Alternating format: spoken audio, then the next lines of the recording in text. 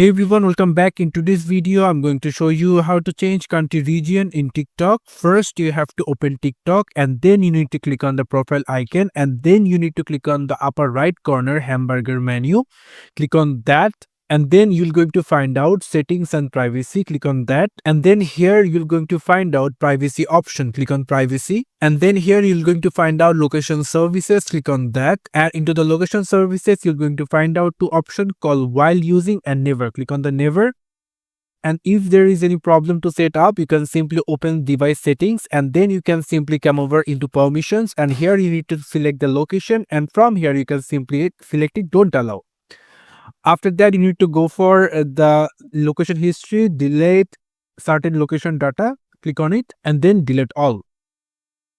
That's it. Then you need to minimize this and simply go for settings and then search here region. You're going to find region over here and then into the region click on it and then you can simply select your country where you want to select and then you're going to restart your mobile phone and it will be change the region in TikTok. Thank you so much for watching. I hope to see you for another videos. Till then, goodbye.